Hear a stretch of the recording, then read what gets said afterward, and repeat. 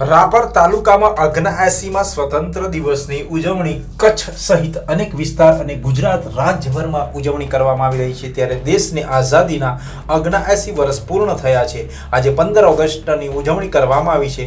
ત્યાં અન્વયે રાપર વાગડ વિસ્તાર શહેર અને તાલુકા ગ્રામ્ય વિસ્તારોમાં અનેક જગ્યાએ ઉજવણી કરવામાં આવી છે। રાપર તાલુકા મામલતદાર કચેરી ખાતે નાયબ મામલતદાર સંજય પટેલના હસ્તે, રાપર નગરપાલિકા કચેરી ખાતે પ્રમુખ ચાંદભાઈ ભીડેના હસ્તે, ન્યાય કોર્ટ ખાતે પ્રિન્સિપલ સિવિલ જજ અમિત કુમાર પાટડિયા, અધિક સિવિલ જજ કુલદીપ ગઢવી, સરકારી વકીલ વીકે હઠીલાના હસ્તે તથા રાપર પોલીસ મથકે પીઆઈજીબી બુબડિયા, પીએસઆઈ આર આમલિયારના હસ્તે, તાલુકા કક્ષાએ બાલાસરના મધ્યે મામલતદાર એચબી વાઘેલાના હસ્તે ધ્વજવંદન કરવામાં આવ્યું હતું। ઉપરાંત વિવિધ કાર્યક્રમોનું આયોજન પણ કરવામાં આવ્યું હતું। અયોધ્યાપુરી તથા વિકાસવાડી શાળામાં સાંસ્કૃતિક કાર્યક્રમો યોજાયા હતા। આજે યોજાયેલા સ્વતંત્ર દિવસની ઉજવણી પ્રસંગે રાપરના પીઆઈજીબી બુબડિયા, પ્રમુખ બાર એસોસિએશન રાપર વેલજીભાઈ પરમાર, મહેશભાઈ ગઢવી, કોર્ટ રજિસ્ટ્રાર સુદમભાઈ, ઘનશ્યામભાઈ વ્યાસ, ભરતભાઈ ઠાકોર, રમેશભાઈ ચાવડા, મુદુબા વાઘેલા, નિલેશભાઈ ગુસાઈ, પંકજભાઈ ઠાકોર, વિનોદભાઈ ઠાકોર, અનુપસિંહ વાઘેલા